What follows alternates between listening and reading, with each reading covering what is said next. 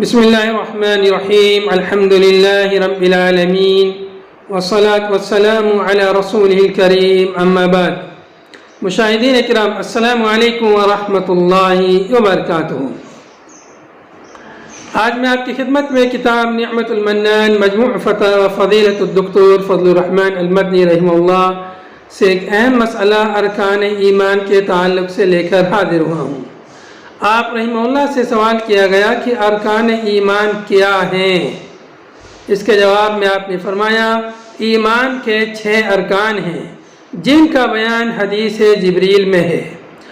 حضرت جبریل علیہ السلام نے جب رسول اللہ صلی اللہ علیہ وسلم سے فرمایا مجھے ایمان کے بارے میں بتلائیے، تو آپ نے فرمایا تؤمن باللہ وملائکتہ وکتبہ ورسلہ والیوم الآخر وتؤمن بالقدر خیرہ وشرہ، متفق علیہ۔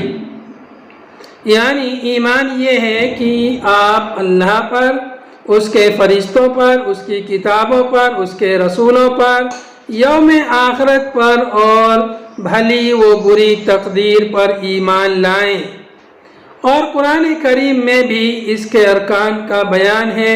مثلا ارشاد باری ہے لیس البر ان تولوا وجوهكم قبل المشرق والمغرب ولكن البر من آمن بالله واليوم الآخر والملائكة والكتاب والنبيين۔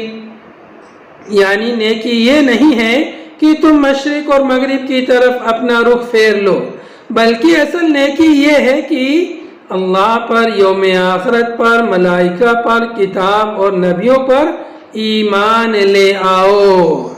اس میں ایمان کے 5 ارکان کا تذکرہ ہے۔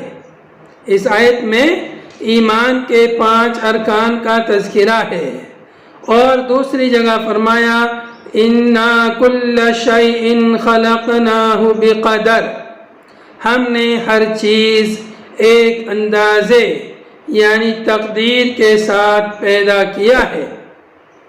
اس میں تقدیر کا، اس آیت میں تقدیر کا تذکرہ ہے۔ اس طرح سے ایمان کے 6 ارکان کا ذکر قرآن پاک میں بھی موجود ہے۔ وآخر دعوانا ان الحمد للہ رب العالمین۔